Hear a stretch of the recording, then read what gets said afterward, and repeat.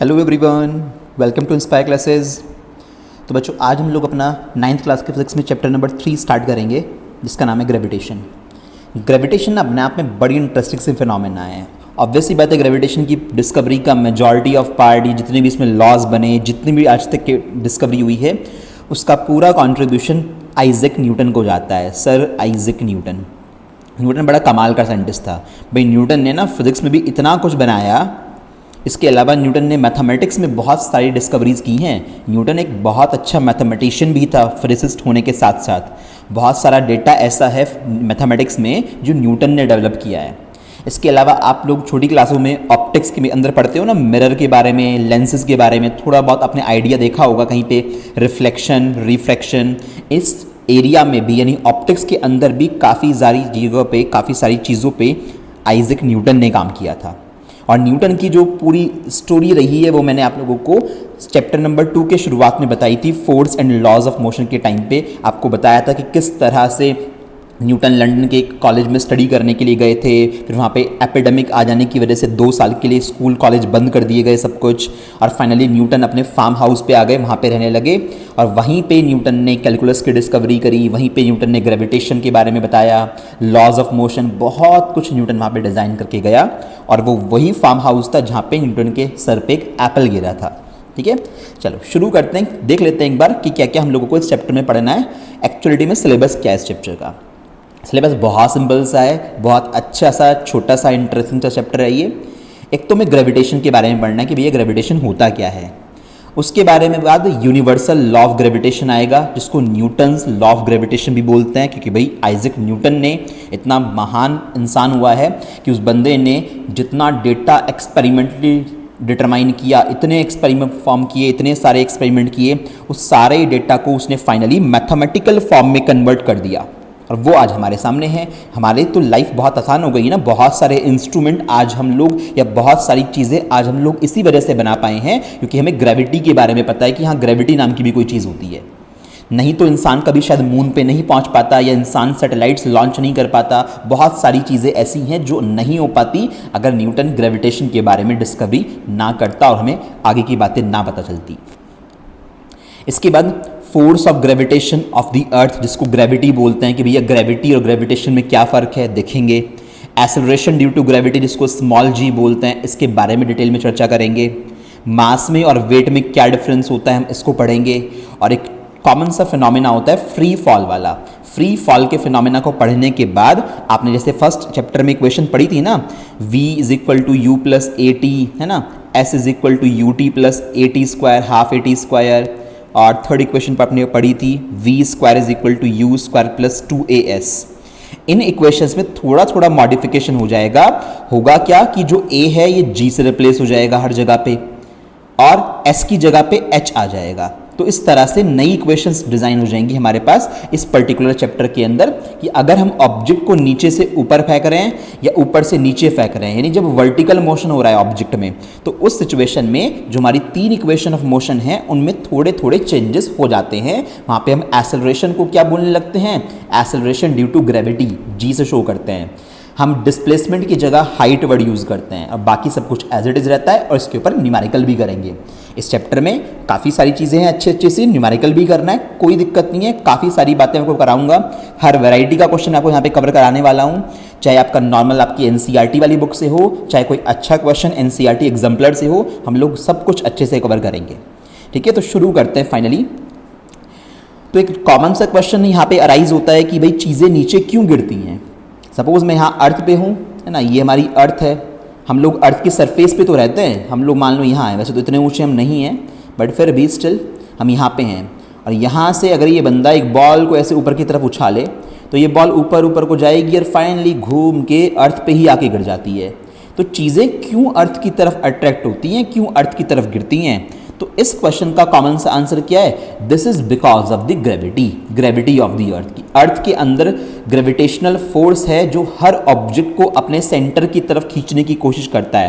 यानी कोई चीज़ अगर यहाँ पे छोड़ी जाएगी तो अर्थ उसको अपने सेंटर की तरफ खींचने की कोशिश करेगी, वो वापस आके अर्थ पे गिर जाएगी।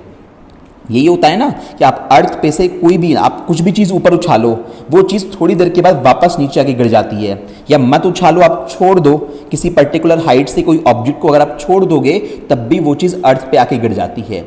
इन सब का आंसर तुम्हें समझ, जैसे एप्पल गिरा था ना न्यूटन के सर पे, तो एप्पल गिरा तो न्यूटन ने ये सोचा ये एप्पल नीचे क्यों गिरा, ये एप्पल ऊपर क्यों नहीं गिरा, या फिर बहुत सारे रीजंस, बहुत सारे क्वेश्चंस न्यूटन के माइंड में घूमने लगे। न्यूटन ने अपने फार्म पे, घर पे जाके सब चीज़ों को उठा के पटक पटक के देखा। उसने कहा भाई ये तो सब चीज़ें नीचे की तरफ ही गिरती हैं। और फिर उसने ऐसे बहुत सारे एक्सपेरिमेंट करे और बहुत कुछ बनाया अल्टीमेटली, और हमारा काम आसान हो गया। तो जो क्वेश्चन मैंने पूछा था पीछे कि भाई क्यों why the things fall down towards the earth, the answer is the force of gravitation. Because of the force of gravitation all this happens. Gravitation के फोर्स की वजह से ही ऐसा होता है। अभी ग्रेविटेशन का फोर्स क्या होता है, न्यूटन ने बोला देखो भाई ऐसा है, पूरे एंटायर यूनिवर्स में, हम अपने अर्थ की बात नहीं कर रहे, पूरे एंटायर यूनिवर्स में कोई भी दो ऑब्जेक्ट ले लो जिनके पास कुछ मास हो। अब ऑब्जेक्ट है तो मास तो कुछ ना कुछ होगा ही होगा। उसने कहा कोई भी दो ऑब्जेक्ट ले लो, कुछ भी मासेस के दो ऑब्जेक्ट, तो ये दोनों ऑब्जेक्ट एक दूसरे को अपने तरफ अट्रैक्ट करने की कोशिश करते हैं विद सम फोर्स, और उस फोर्स को हम लोग क्या बोलते हैं, the force of gravitation. Newton ने ये कहा कि भैया इस तरह का फोर्स हर जगह पे काम करता है। यानी कि आप क्लासरूम में बैठे हुए हो, क्लासरूम में आपके साथ आपके अदर फ्रेंड्स भी बैठे हुए हैं, तो आपके अदर फ्रेंड्स का भी मास है, आपका भी मास है, सबके पास मास है, सब मैसिव बॉडीज हैं। तो आपको आपका ये फ्रेंड भी खींचने की कोशिश कर रहा है अपनी तरफ, ये फ्रेंड भी खींचने की कोशिश कर रहा है, ये फ्रेंड भी खींचने की कोशिश कर रहा है। बट आप तो कहोगे सर इस तरह का कोई फोर्स तो हमें फील होता ही नहीं है। बिल्कुल सही बात है, फोर्स तो लग रहा है, अलग अलग वैल्यू का जो भी फोर्स लग रहा होगा, फोर्स तो लग रहा है, बट ये फोर्स इतना स्मॉल होता है कि हमें ये फील नहीं होता। हमें ऐसा लगता है कि ऐसा कोई फोर्स हमारी बॉडी पे एक्ट कर ही नहीं रहा, जबकि ये ट्रू नहीं है। Forces are acting on our body. हमारे ऊपर तो ना जुपिटर भी फोर्स लगा रहा है, हमारे ऊपर सैटर्न भी फोर्स लगा रहा है, हमारे ऊपर मून भी फोर्स लगा रहा है ना। मतलब सब कुछ, हम एक ऑब्जेक्ट हैं, दुनिया में जितने भी बचे हुए ऑब्जेक्ट्स हैं, हर ऑब्जेक्ट हमें अपनी तरफ खींचने की कोशिश कर रहा है because the force of gravitation. क्योंकि ग्रेविटेशनल फोर्स दुनिया में, पूरे एंटायर यूनिवर्स में किसी भी दो पार्टिकल्स के बीच में एग्जिस्ट करता है, और ये बच्चों ध्यान रखना हमेशा अट्रैक्टिव नेचर का ही होता है। ऐसा नहीं हो सकता कि ये मास इस मास को अपने से दूर भगा दे because of the gravitational force, ये पॉसिबल नहीं है। न्यूटन ने जितने भी एक्सपेरिमेंट कंडक्ट किए सब में न्यूटन ने यही देखा, अल्टीमेट कंक्लूजन यही निकाला कि ग्रेविटेशनल फोर्स जो होता है वो ऑलवेज अट्रैक्टिव नेचर का होता है, यानी उसकी वजह से चीज़ें एक दूसरे की तरफ अट्रैक्ट होती हैं। अब ये फोर्स हमारी बॉडी पे तो लग नहीं, मतलब लग रहा है, हमें फील तो हो नहीं रहा। तो ये फील कब होता है भैया, ये फील होता है मैसिव बॉडीज़ में। जब हम बात कर रहे हैं बहुत बड़ी बड़ी बॉडीज़ की, अर्थ की बात कर रहे हैं, है ना, सन की बात कर रहे हैं, है ना, अर्थ की बात कर रहे हैं, मून की बात कर रहे हैं, जो बहुत बड़े बड़े मैसिव ऑब्जेक्ट्स के बारे में, बहुत ज़्यादा जिनका मास होता है, जब उनकी बातें करते हैं तब ये फोर्स काफ़ी बड़ी वैल्यू का आता है, और तब वो फोर्स वहाँ पे उन्हें फील भी होता है ना। भाई हम लोग अर्थ पे क्यों टिके हुए हैं, हमारी अर्थ तो ऐसे गोल है पूरी की पूरी। कोई बंदा इस जगह पे अगर है, ऐसा है, तो वो अर्थ पे सोचो ज़रा, थोड़ा दिमाग लगाओ कि अर्थ पे कैसे टिका हुआ है। नहीं तो इसे तो नीचे गिर जाना चाहिए था, क्यों नहीं गिरता, क्योंकि इसको कोई फोर्स सेंटर की तरफ खींच के रखे हुए है। उस फोर्स को हम क्या बोलते हैं, फोर्स ऑफ ग्रेविटेशन। क्या बातें समझ में आ रही हैं? ग्रेविटेशन फोर्स के बारे में मैंने तुम्हें बताया, ग्रेविटेशन बोल लो या ग्रेविटेशनल फोर्स बोल लो, ये एक टाइप का अट्रैक्शन फोर्स होता है जो पूरे यूनिवर्स के किन्हीं भी दो पार्टिकल्स के बीच में एग्जिस्ट कर सकता है। ठीक है, अच्छा, फिर आती है कि बात, ये जो फोर्स है ग्रेविटेशनल फोर्स, ये सर्टेन्स रूल्स एंड रेगुलेशन फॉलो करता होगा, तो आंसर है यस। न्यूटन ने प्रॉपरली लॉ प्रपोज किया हुआ है जिसको बोलते हैं न्यूटन्स लॉ ऑफ ग्रेविटेशन। कुछ इस तरह का फॉर्मूला तुम्हें नजर आएगा, अभी मैं तुम्हें पूरा सिखाऊंगा। या फिर आप ये बोल सकते हो यूनिवर्सल लॉ ऑफ ग्रेविटेशन, या तो न्यूटन्स लॉ ऑफ ग्रेविटेशन बोल लो या यूनिवर्सल लॉ ऑफ ग्रेविटेशन बोल लो, एक ही बात होती है। फॉर्मूला क्या आएगा, F is equal to capital G m1 m2 अपॉन r square. Let us see हुआ क्या था। ठीक है, किस तरह से न्यूटन इस फॉर्मूले के ऊपर आया। देखो ये लॉ है तो हमें डायरेक्ट कंक्लूजन पढ़ना है कि इस तरह से न्यूटन ने बहुत सारे एक्सपेरिमेंट कंडक्ट किए, उन एक्सपेरिमेंट के बिहाफ पे फाइनली न्यूटन ने क्या देखा, उस चीज़ के बारे में मैं आपको बताऊंगा। ये स्टेटमेंट लिखा हुआ है, स्टेटमेंट को बाद में पढ़ेंगे, पहले न्यूमेरिकल डेटा देख लेते हैं, वो ज़्यादा आसान होता है ना, स्टेटमेंट समझ में आ ही जाएगा। देखो ध्यान से, दो मैसिव बॉडीज हैं, एक का मास m1 दूसरे का मास m2, दोनों की डिस्टेंस आपस में कितना गैप है, r डिस्टेंस पे रखे हुए हैं। मैंने क्या बताया था कि ये वाला ऑब्जेक्ट इसको अपनी तरफ खींचेगा और ये वाला ऑब्जेक्ट इसको अपनी तरफ खींचेगा, यानी दोनों एक दूसरे को अपनी तरफ खींच रहे हैं। और दोनों पे देखो मैंने F1 F2 नहीं लिखा है, मतलब इसका मतलब क्या हुआ, इस वाले ऑब्जेक्ट को उस m2 ने खींचा कितने फोर्स से, F फोर्स से, यानी 10 न्यूटन के फोर्स से फॉर एग्जांपल, तो ये वाला ऑब्जेक्ट भी इसकी तरफ 10 न्यूटन के फोर्स से ही खिंचता हुआ आएगा। दैट मीन्स दोनों ऑब्जेक्ट, इनका कुछ भी मास हो, मतलब मान लो ये मून है, ये हमारी अर्थ है, तो अगर मून और अर्थ के बीच में मून अर्थ को 50 न्यूटन से खींचती है तो अर्थ भी मून को 50 न्यूटन से ही खींचता होगा। ये फोर्सेस अलग अलग नहीं हो सकते, ठीक है। यानी दो बॉडीज कुछ भी ले लो आप, एक ऑब्जेक्ट ये ले लीजिए, एक ऑब्जेक्ट ये ले लीजिए, इसका मास m1 है, इसका मास m2 है, तो ये दोनों एक दूसरे को अट्रैक्ट करेंगे सेम फोर्स से। कुछ भी फोर्स होगा but equal and opposite forces होते हैं ऑलवेज। तो न्यूटन बाबा ने ये बोला कि भाई देखो ऐसा है कि ये फोर्स किस पे डिपेंड करता है, दोनों ऑब्जेक्ट के मास की प्रोडक्ट पे, डायरेक्टली प्रोपोर्शनल है ना। मतलब क्या हुआ कि अगर मास बड़ी वैल्यू के होंगे, यानी आप एक एक किलो की जगह एक एक हज़ार किलो के मास के बारे में बात करने लगो, तो जैसे जैसे मासेस की वैल्यू इंक्रीज होंगी वैसे वैसे ये फोर्स भी इंक्रीज होना शुरू हो जाएगा। यानी दो छोटे छोटे मासेस के बीच में ये फोर्स कम वैल्यू का लगेगा, और बहुत हैवी मासेस होंगे लाइक एक जुपिटर, एक सैटर्न, है ना, हमारा सन, हमारी अर्थ, तो इस तरह से बहुत बड़े बड़े मैसिव ऑब्जेक्ट अगर हो जाएंगे तो उसकी वजह से उनके बीच में लगने वाला फोर्स भी ज़्यादा हो जाएगा। तो this gravitational force is directly proportional to the product of masses, both the masses. और दूसरी बात न्यूटन ने ये बोली कि भाई इनके बीच में जो डिस्टेंस है ना उससे ये इन्वर्सली प्रोपोर्शनल होता है, डिस्टेंस के स्क्वायर से इन्वर्सली प्रोपोर्शनल होता है। मतलब अगर डिस्टेंस को मैं इंक्रीज करूंगा तो ग्रेविटेशनल फोर्स क्या हो जाएगा, डिक्रीज हो जाएगा। मतलब अगर दो मासेस यहाँ पे रखे हुए हैं इस जगह पे कुछ r डिस्टेंस पे, इनके बीच में फोर्स लग रहा है F वैल्यू का ना, m1 m2 कुछ मासेस होंगे, मैंने इन्हीं दोनों मासेस को रख दिया दूर ले जाके, m1 m2 मासेस को दूर ले जाके रख दिया, कितनी डिस्टेंस पे, 2r डिस्टेंस पे रख दिया, मैंने डिस्टेंस दुगना कर दी। तो यहाँ पे अगर आप 2 रखोगे r की जगह पे 2, तो 2 का स्क्वायर कितना होता है, 4 होता है ना बच्चों, तो 1/4 आएगा ना।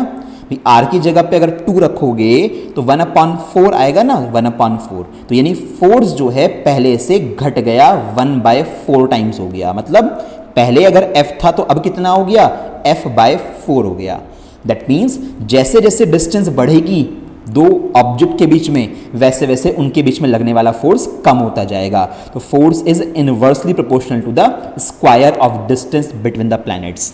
ठीक है, इन दोनों को मर्ज करो, इन दोनों को मर्ज करके एक ही प्रोपोर्शनलिटी का साइन आ गया, m1 m2 ऊपर है, नीचे r स्क्वायर है। ठीक है, इस प्रोपोर्शनलिटी के साइन को हटाने के लिए इक्वल आया यहाँ पे, है ना, और एक कांस्टेंट रखा जाता है। कांस्टेंट क्या रखा गया, कैपिटल जी। ध्यान रखना ये कांस्टेंट कैपिटल जी जो रखा गया था इसकी वैल्यू न्यूटन ने नहीं बताई थी। लॉ बन चुका था, सब कुछ ठीक था, कैपिटल जी न्यूटन नहीं बता पाया था।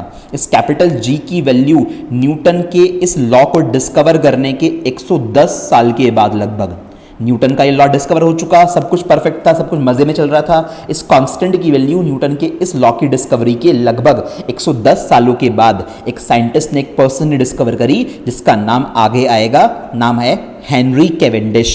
एनसीईआरटी में नाम दे रखा है, ध्यान रखना। Henry Cavendish was the scientist who had discovered the value of this capital G.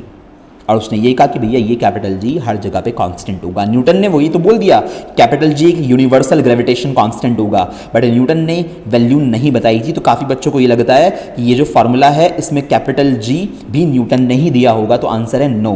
Newton के इस लॉ को डिस्कवर करने के 110 सालों के बाद जी की वैल्यू पता लगी थी, कैपिटल जी की। ठीक है, तो ये जो मैथमेटिकल डेटा है, अब इसको हम थ्योरेटिकल स्टेटमेंट में पढ़ते हैं वापस पीछे जाके। देखो, तो न्यूटन्स ग्रेविटेशन लॉ का स्टेटमेंट है ये। According to this law everything in this universe attract every other body. Universe में हर एक चीज हर दूसरी चीज को अपनी तरफ अट्रैक्ट करती है विद अ फोर्स, किसी एक फोर्स से, which is directly proportional to the product of their masses. वो फोर्स किसके डायरेक्टली प्रोपोर्शनल है? उन दोनों मासेस के प्रोडक्ट के डायरेक्टली प्रोपोर्शनल है। ऐसा ही तो आया था। अच्छा, and inversely proportional to the square of the distance between them, और वो फोर्स उन ऑब्जेक्ट के बीच में जो डिस्टेंस है उसके स्क्वायर के इनवर्सली प्रोपोर्शनल है। मतलब जो बातें आपने पीछे पढ़ी थी अभी, उन्हीं बातों को आप लोगों ने थियोरेटिकली लिख दिया, तो कुछ इसमें रटने वाली बात ही नहीं बची। तो न्यूटन ने ये बोला सिंपल सा बात कि भैया देखो ऐसा है, पूरी दुनिया में हर एक ऑब्जेक्ट हर दूसरे ऑब्जेक्ट को अपनी तरफ खींच रहा है विद सम फोर्स। उस फोर्स की वैल्यू कितनी होती है, ये न्यूटन ने बहुत सारे एक्सपेरिमेंट्स के बाद फाइनल कंक्लूजन निकाला कि भैया ये वैल्यू दोनों के मासेस के प्रोडक्ट के प्रोपोर्शनल होती है। मतलब जैसे जैसे ऑब्जेक्ट के मासेस बढ़ेंगे वैसे वैसे फोर्स भी बढ़ता जाएगा। डिस्टेंस से न्यूटन का क्या कहना था, और ये फोर्स उस डिस्टेंस के स्क्वायर के इनवर्सली प्रोपोर्शनल होता है। यानी ऑब्जेक्ट के बीच का डिस्टेंस बढ़ेगा तो फोर्स की वैल्यू घटनी शुरू हो जाएगी। ठीक है, अब आगे आते हैं। This force always act along the line joining the two charges, और ये फोर्स हमेशा उन दोनों ऑब्जेक्ट को ज्वाइन करने वाली लाइन के अलॉन्ग लगेगा। इसका मतलब क्या है? इसका मतलब ऐसे समझिए कि मेरे पास एक मास ये रहा, दूसरा मास ये रहा, इनको ज्वाइन करने वाली लाइन ये होगी ना, तो जो फोर्स लगेगा वो इसी लाइन के अलॉन्ग ऐसे लगेगा। मतलब ऐसा नहीं हो सकता कि मेरे पास एक मास, कहाँ को स्पेस है मैं इधर को बना के दिखाऊं, एक मास ऐसे है एक मास ऐसे है, दोनों को ज्वाइन करने वाली लाइन ये है, और तुम कह रहे हो फोर्स इस पे यहाँ को लग रहा है और फोर्स इस पे यहाँ को लग रहा है, तो आउट ऑफ द लाइन हो गए ना, आप लाइन से बाहर आ गए। नहीं, जो इन दोनों के ऊपर अट्रैक्शन फोर्स लगेगा, ये इसे खींचेगा ये इसे खींचेगा, ये फोर्स इसी लाइन के अलॉन्ग आएगा। इस बात का ख्याल रखिएगा। This force always act along the line joining the two charges, है ना। दोनों चार्ज को या दोनों के दोनों यहाँ चार्जेस नहीं आएंगे, एक मिनट यहाँ पे थोड़ा वर्ड गड़बड़ है, यहाँ पे मासेज आएगा, है ना, masses joining the two masses, दोनों मासेस को ज्वाइन करने वाली लाइन के अलॉन्ग लगेगा। ठीक है, ये बात हो गई। तो बस जो आपने ये मैथमेटिकल डेटा पढ़ा उसी का थ्योरेटिकल स्टेटमेंट लिखाया है तुम्हें। कैपिटल जी के बारे में मैंने तुम्हें बता दिया कि भैया कैपिटल जी को हम लोग यूनिवर्सल ग्रेविटेशन कांस्टेंट बोलते हैं। Why we are saying it universal gravitation constant? Because capital G की वैल्यू एंटायर यूनिवर्स में सेम होती है। आप अर्थ पे हो, आप जुपिटर पे चले जाओ, आप किसी दूसरी गैलेक्सी में चले जाओ, यूनिवर्स में कहीं पर भी चले जाओ, आपको कैपिटल जी की वैल्यू इतनी ही मिलेगी। और ये वैल्यू आपको याद होनी चाहिए अच्छे से। कितनी? 6.67 इंटू 10 की पावर -11। देखो ना कितनी छोटी वैल्यू है, 10 की पावर में नेगेटिव में -11 आ रहा है। अब ये यूनिट कैसे आई? बच्चों को लगता है सर ये यूनिट हमें कैसे याद रहेगी। देखो कितना आसान है, फार्मूला तो याद हो गया होगा ना, capital G m1 m2 upon r square. Capital G को अकेला कर लो, कैपिटल जी को अकेला करके मैं ऊपर लिख रहा हूँ फार्मूला। तो कैपिटल जी को अकेला करोगे तो FR स्क्वायर हो जाएगा, FR square upon m1 m2, है ना। हमने कैपिटल जी को अकेला करके इसे बना लिया। ठीक है, फोर्स की क्या यूनिट होती है? न्यूटन।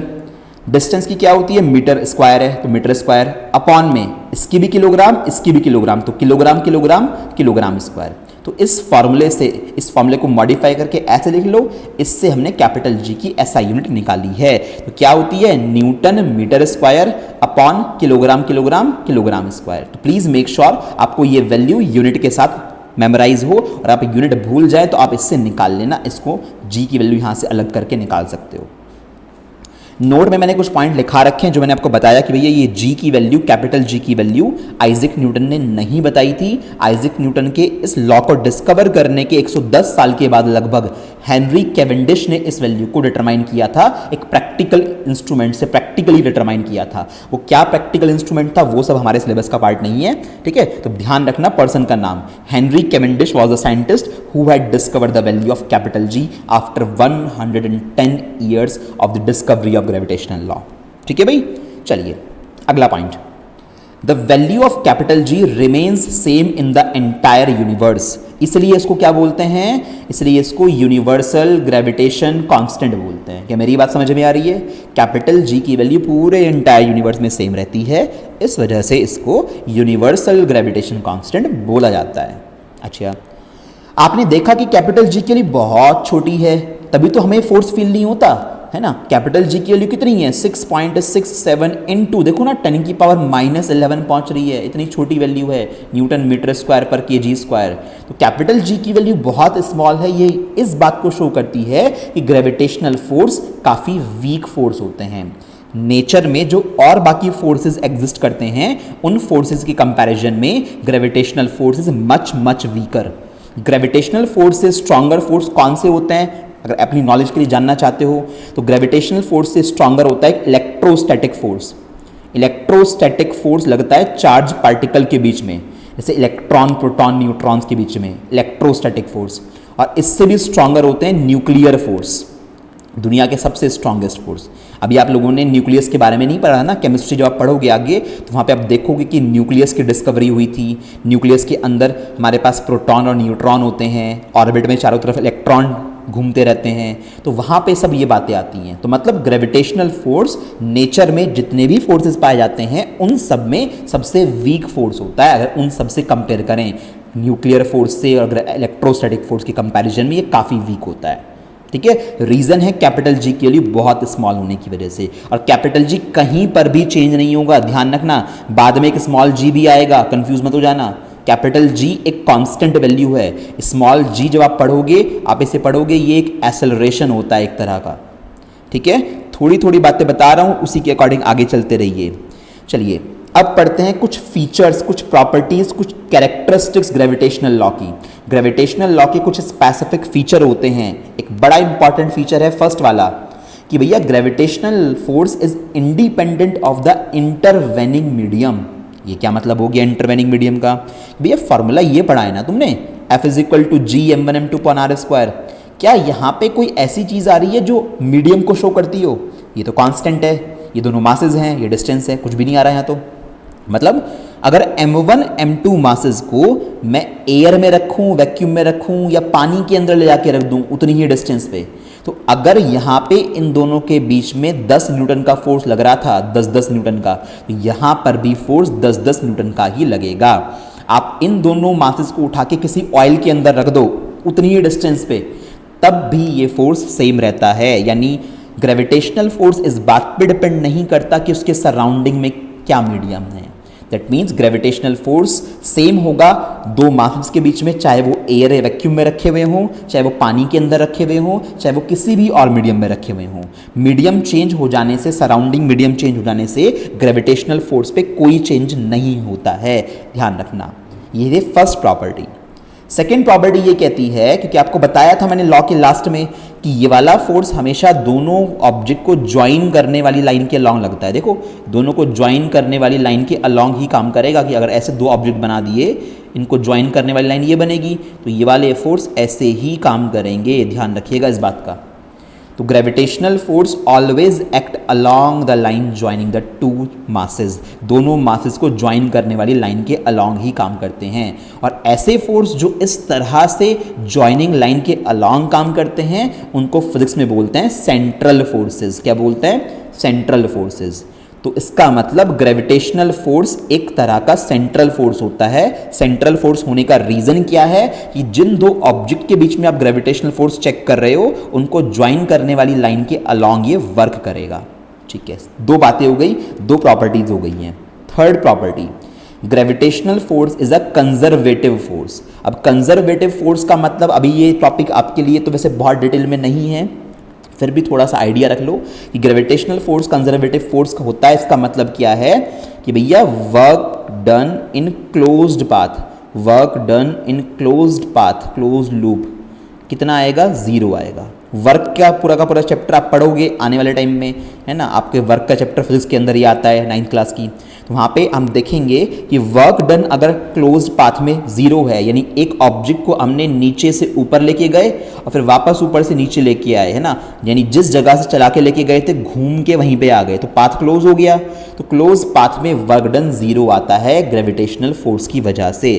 तो जिन फोर्सेस की वजह से total work done close path में 0 आता है उन्हें कंजर्वेटिव फोर्स बोलते हैं। ठीक है, मतलब कंजर्वेटिव फोर्स में टेंशन कुछ मत लो, बस ये ध्यान रखो कि ग्रेविटेशनल फोर्स एक कंजर्वेटिव फोर्स होता है, और कंजर्वेटिव फोर्स का मतलब सिर्फ इतना ही है कि total work done in a close path will be 0। ठीक है, बहुत टेंशन की जरूरत नहीं है, क्योंकि कंजर्वेटिव फोर्स आपका थोड़ा डिटेल टॉपिक 11th क्लास का है। तो 3 प्रॉपर्टी समझ में आई कि भैया ग्रेविटेशनल फोर्स सराउंडिंग मीडियम पे डिपेंड नहीं करता है, ग्रेविटेशनल फोर्स दोनों मासेस को ज्वाइन करने वाली लाइन के लॉन्ग काम करता है, जिसलिए इसको सेंट्रल फोर्स भी बोलते हैं। और ग्रेविटेशनल फोर्स एक कंजर्वेटिव फोर्स होता है, यानी क्लोज पाथ में किया गया वर्क डन 0 होता है। अगला नेक्स्ट वन, ग्रेविटेशनल फोर्स, ये मैंने आपको बताया था, मतलब अर्थ और ये एक दूसरा ऑब्जेक्ट है। अगर अर्थ को ये ऑब्जेक्ट एफ फोर्स से खींच रहा है तो ये ऑब्जेक्ट भी कितनी फोर्स से खींचेगा? एफ फोर्स से। यानी ये वाला एफ फोर्स इस ऑब्जेक्ट ने लगाया अर्थ को खींचने के लिए, ये वाला ब्लू वाला एफ फोर्स अर्थ ने लगाया ऑब्जेक्ट को खींचने के लिए। तो हमेशा जो ये दोनों फोर्सेस होते हैं दो ऑब्जेक्ट के बीच में इक्वल मैग्नीट्यूड के होते हैं, अपोजिट डायरेक्शन में काम कर रहे हैं। एक इधर की तरफ काम कर रहा है, एक इधर की तरफ काम कर रहा है, इक्वल एंड अपोजिट हैं, है ना। और उसके अलावा दो अलग अलग बॉडी पे काम कर रहे हैं। ब्लू वाला फोर्स इस पे काम कर रहा है ऑब्जेक्ट पे, रेड वाला फोर्स हमारी अर्थ पे काम कर रहा है। अब सोचो जरा, तीन बातें प्रूव हो रही हैं। क्या क्या? फोर्स जो हैं वो इक्वल एंड अपोजिट हैं, इक्वल एंड अपोजिट हैं। दूसरी बात क्या प्रूव हो रही है हमारे पास कि भैया they are acting on different bodies, acting on two different bodies, दो अलग अलग चीजों पे लग रहे हैं। अब ये सारी चीजें कहां पे वेरीफाई होती हैं? ये तो न्यूटन के थर्ड लॉ में होती हैं कि एक्शन रिएक्शन लॉ यही तो कहता है कि फोर्सेस एक दूसरे के ऊपर लग रहे हैं इक्वल मैग्नीट्यूड के अपोजिट डायरेक्शन में और अलग अलग बॉडीज पे। तो इसका मतलब न्यूटन का ग्रेविटेशनल लॉ उसके थर्ड लॉ को भी परफेक्टली फॉलो करता है, बिल्कुल करेक्ट है। इसलिए तो force exerted by the first particle on the second is exactly equal and opposite to the force exerted by the second particle on the first. यानी एक ने दूसरे के ऊपर जितना फोर्स लगाया, दूसरे ने भी पहले के ऊपर उतना ही फोर्स लगाया। ये फोर्सेस इक्वल मैग्नीट्यूड के होते हैं और अपोजिट डायरेक्शन के होते हैं, तो हम इन्हें ऐसे दिखा सकते हैं। तो F1 F2 इक्वल वैल्यू के हैं, माइनस साइन क्या शो कर रहा है? इनकी डायरेक्शन अपोजिट होती है, ठीक है ना। मैग्नीट्यूड इक्वल है, अगर ये 1000 न्यूटन का है तो ये भी 1000 न्यूटन का ही होगा, ठीक है। 4 प्रॉपर्टीज हो गई। नेक्स्ट फिफ्थ प्रॉपर्टी कि भैया gravitational force is always repulsive in nature, they can not be always attractive in nature, they can't be repulsive. ये कभी भी रिपल्सिव नहीं हो सकते। एक ऑब्जेक्ट दूसरे ऑब्जेक्ट को दूर नहीं भगा सकता ग्रेविटेशनल फोर्स की वजह से। न्यूटन को कहीं भी ऐसा देखने को नहीं मिला, तो न्यूटन ने क्लियरली बोल दिया कि भैया ये ग्रेविटेशनल फोर्स हमेशा अट्रैक्टिव फोर्स होता है, it can never be repulsive at any case. Nature में आज तक इस लॉ का वायलेशन नहीं मिला, मतलब कोई ऐसी कंडीशन नहीं मिली है हमें कि जहां पे ग्रेविटेशनल फोर्स रिपल्सिव देखा गया हो। तो न्यूटन की ये बातें, ये जो ग्रेविटेशनल फोर्स के कुछ फीचर्स मैंने आपको पढ़ाए, ये बड़े इंपॉर्टेंट थे। टोटल 5 फीचर्स हो गए, अच्छे से ध्यान रखना, यही इस चैप्टर की बेसिक फाउंडेशन बनाएंगे। नाउ अब ये एनसीईआरटी में दे रखा है आपके, इस पे क्वेश्चन पूछे जाते हैं कि भैया इंपॉर्टेंस क्या है यूनिवर्सल ग्रेविटेशन लॉ की। लॉ तो आपने पढ़ा दिया पूरा का पूरा, हमें समझ में भी आ गया न्यूटन ने ऐसा ऐसा बोला था। क्या ये कहीं पे अप्लाई भी होता है नेचर में? हाँ जी, बहुत कुछ आसपास ऐसा है जो इस पे चल रहा है। जैसे फर्स्ट पॉइंट पे ध्यान से पढ़े ना जरा, हमारी जो अर्थ है वो रिवॉल्व करती है सन के चारों तरफ ग्रेविटेशनल फोर्स की वजह से, और जो ग्रेविटेशनल फोर्स उसको घूमने के लिए सेंट्रीपिटल फोर्स प्रोवाइड करवाता है। आपको याद होगा सर्कुलर मोशन पढ़ाते वक्त मैंने बताया था फर्स्ट चैप्टर के एंड में कि अगर आपको गोल गोल घूमना है, यहाँ पे हमारी अर्थ है, यहाँ पे हमारा सन है ना, इस तरह से हमारा सन है, तो अर्थ को अगर सन के अराउंड में घूमना है तो उसको घूमने के लिए सेंटर की तरफ एक फोर्स चाहिए होता है, जिसे सेंट्रीपिटल फोर्स बोलते हैं। तो यहाँ पे ये सेंट्रीपिटल फोर्स किसने प्रोवाइड करवाया? अर्थ और सन के बीच में जो ग्रेविटेशनल फोर्स था उसकी वजह से ये फोर्स हमें मिलता है, ये फोर्स क्रिएट होता है। क्या मेरी बात अच्छे से समझ में आ रही है आपको? ठीक है, तो दैट मीन्स ये जो मेरे पास अर्थ है, अर्थ ने फोर्स लगाया किसके ऊपर? सन के ऊपर। तो सन ने भी अर्थ के ऊपर फोर्स लगाया होगा। यहाँ पे इस ग्रेविटेशनल फोर्स की वजह से ही हम लोगों को रिक्वायर्ड सेंट्रीपिटल फोर्स मिलता है। ठीक है, तो ये बात क्लियर हो गई। अगर सुनना ध्यान से, अगर अर्थ घूमना बंद कर देना 1 सेकंड के लिए भी, तो सन अर्थ को निगल लेगा, सन अर्थ को अपनी तरफ खींच लेगा, है ना। क्योंकि अभी तो फिलहाल लगातार अर्थ घूम रही है, जो ग्रेविटेशनल फोर्स लग के सन अर्थ को खींचने की कोशिश कर रहा है। भाई आप ये तो सोच सकते हो ना कि सर सन अर्थ को खींचने की कोशिश कर रहा है तो अर्थ सन में जाके क्यों नहीं गिर जाती? तो उसका रीजन यही है कि भैया अभी जो ग्रेविटेशनल फोर्स से खींच रहा है सन हमारी अर्थ को, अर्थ उस फोर्स को यूज कर रही है घूमने के लिए सेंट्रीपिटल फोर्स में चेंज हो जाता है वो फोर्स, इसलिए अर्थ घूमती रहती है लगातार और अर्थ नहीं गिर पाती सन में। अगर अर्थ ने घूमना बंद कर दिया एक इंस्टेंट ऑफ टाइम के लिए भी तो हमारा सन अर्थ को अपनी तरफ खींच लेगा और हमारी सन अर्थ में चली जाएगी। ठीक है, दूसरे पॉइंट देखिए, तो यानी अर्थ का सन के चारों तरफ घूम पाना ग्रेविटेशनल फोर्स की वजह से ही पॉसिबल है। दूसरी बात, इन द सेम वे, भाई जिस तरह से अर्थ सन के चक्कर लगा रही है उसी तरह से हमारा मून भी तो हमारी अर्थ के चक्कर लगा रहा है, बिल्कुल उसी तरह से। In the same way moon revolve around the earth due to the gravitational force, हमारा मून हमारी अर्थ के चारों तरफ घूमता है ग्रेविटेशनल फोर्स की वजह से। मतलब ये हमारी अर्थ है सेंटर पे, इसके चारों तरफ ये इस ऑर्बिट में मून घूम रहा है, तो मून हमारी अर्थ के चारों तरफ घूम पा रहा है। क्यों? क्योंकि सेंटर की तरफ एक सेंट्रीपिटल फोर्स लग रहा होगा जो किससे मिला होगा? ग्रेविटेशनल फोर्स की वजह से। फिर से वही बात, अगर मून ने घूमना बंद कर दिया एक इंस्टेंट ऑफ टाइम के लिए भी तो मून आके अर्थ पे गिर जाएगा। समझ पा रहे हो ना बात? ये बड़ी दिक्कत वाली बात है, इसलिए मून घूमता रहे तो ही अच्छा है हमारे लिए। ठीक है ना, तो ये चीज़ मुझे समझानी थी कि अर्थ सन के चारों तरफ सक्सेसफुली घूम पाती है ग्रेविटेशनल फोर्स की वजह से, इसी तरह से मून हमारी अर्थ के चारों तरफ घूम पाता है ग्रेविटेशनल फोर्स की वजह से। Next point, formation of tides in the ocean. Ocean में टाइड्स आते हैं ना, 2 बार पानी बहुत ऊंचा राइज हो जाता है, तो ओशियन में 2 बार दिन में टाइड्स आते हैं। किस वजह से? मून की ग्रेविटेशनल फोर्स की वजह से। ध्यान रखना, मून का ग्रेविटेशनल फोर्स अर्थ पे से चीज़ों को खींचने की कोशिश करता है, बट अर्थ सब चीज़ों को संभाल के रख लेती है, पानी को नहीं संभाल पाती कुछ एरिया में। तो कुछ एरिया से वाटर खिंच जाता है, जैसे ये अर्थ है तो कुछ एरिया में, यहाँ ओशन है, पानी इतनी ऊंची ऊंची लहरें इसमें उड़ जाती हैं और फिर वापस ही पानी कुछ देर में शांत होकर अर्थ पे आ जाता है। ऐसा नहीं होगा स्पेस में गिर जाएगा पानी। तो मून अर्थ पे दिन में 2 बार, मून की अर्थ पे ग्रेविटी काफ़ी स्ट्रांग होती है जिस वजह से पानी कुछ एरिया का, कुछ सर्टेन रीजन, अर्थ पे फिक्स रीजन होता है ज्योग्राफिकली कि इस रीजन में टाइड्स आते हैं। तो टाइड्स का मतलब ओशियन में जो ऊंची ऊंची लहरें उठती हैं दिन में 2 बार, उनको हम टाइड्स बोलते हैं। दिन में 2 बार होता है जनरली ऐसा, और जिन लोकेशन पे टाइड्स आते हैं वहाँ पे टाइड्स आने के टाइम के कुछ देर पहले वार्निंग इशू कर दी जाती है। मतलब आसपास पुलिस की पेट्रोलिंग होती है कि कोई पर्सन ओशन के आसपास ना जाए, क्योंकि इतनी ऊंची पानी की लहर उठेगी तो कोई डूब सकता है उसमें।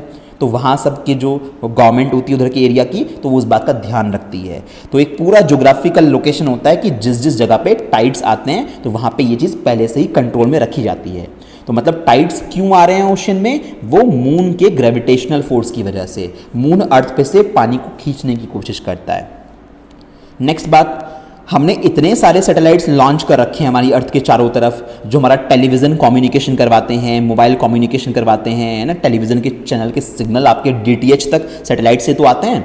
मिलिट्री एरियाज़ में सैटेलाइट यूज़ होती हैं, हम लोग गूगल मैप यूज़ करते हैं, उसके अंदर GPS के लिए सैटेलाइट्स होती हैं। बहुत सारी सैटेलाइट ऐसी हैं जो आपको ग्लोबल पोजिशनिंग सिस्टम, GPS की फुल फॉर्म होती है ग्लोबल पोजिशनिंग सिस्टम। अर्थ के किसी भी लोकेशन का अगर आपको पता ढूंढना है, आप गूगल मैप पे डालते हो उस लोकेशन का नाम, तो वो सैटेलाइट आपको बताती है कि भैया वो जगह कहाँ पे है। तो ये सारी सैटेलाइट जो अर्थ के चारों तरफ घूम रही हैं, ये भी ग्रेविटेशनल फोर्स की वजह से घूम रही हैं। अगर ग्रेविटेशनल फोर्स ना होता तो हम सैटेलाइट्स भी अर्थ के चारों तरफ नहीं घुमा पाते हैं। इसके अलावा one of the most important application कि हमारी अर्थ पे जो एटमॉस्फेयर है ना, वो भी ग्रेविटेशनल फोर्स की वजह से है। हमारी अर्थ के एटमॉस्फेयर होने का रीज़न क्योंकि अर्थ पे ग्रेविटेशनल फोर्स बहुत अच्छा खासा है। ऑक्सीजन के पार्टिकल, नाइट्रोजन के पार्टिकल, कार्बन डाइऑक्साइड के पार्टिकल अर्थ को छोड़ के नहीं जा सकते क्योंकि अर्थ उनको खींच के रखती है अपनी तरफ अपने ग्रेविटेशनल फोर्स की वजह से, इसलिए हम लोग जिंदा हैं।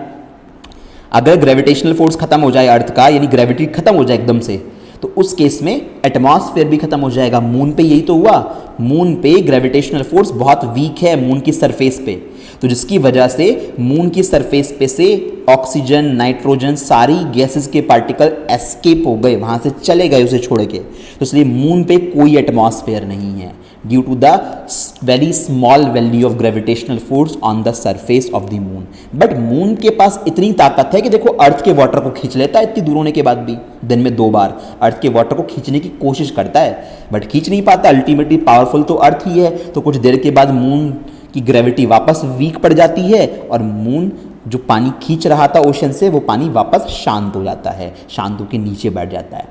तो ये बच्चों बड़े इंपॉर्टेंट पॉइंट थे जो मैंने आपको एक्सप्लेन करवाए कि यूनिवर्सल लॉ ऑफ ग्रेविटेशन की क्या इंपॉर्टेंस है। तो टोटल 5 पॉइंट्स आए हैं एप्लीकेशन के, इनको बहुत अच्छे से ध्यान रखिएगा, ठीक है। लिखने को आ जाते हैं और बड़ा इंटरेस्टिंग सा पार्ट पता होना चाहिए ना। सैटेलाइट घुमा रहे हो अपनी अर्थ के चारों तरफ, इतनी सारी चीज़ें हम देख रहे होते हैं, वेदर फोरकास्टिंग कर रहे होते हैं, बहुत कुछ होता है, सब कुछ सैटेलाइट से तो होता है। टेलीविज़न, कम्युनिकेशन, इंटरनेट आप चला पा रहे, बहुत कुछ ऐसी चीज़ें हैं जो सैटेलाइट की वजह से होती हैं। स्पेसिफिकली आपका टेलीविज़न कम्युनिकेशन आपका सैटेलाइट के बिना पॉसिबल ही नहीं है, ठीक है। तो this was the first lecture जहाँ पे हमने न्यूटन के लॉ की बेसिक्स के बारे में जाना और हमने देखा कि क्या क्या उस लॉ के इंपॉर्टेंस है। आने वाले लेक्चर में हम लोग न्यूटन के उस लॉ के ऊपर बेस्ड कुछ न्यूमेरिकल्स, कुछ क्वेश्चन सॉल्व कर रहे होंगे।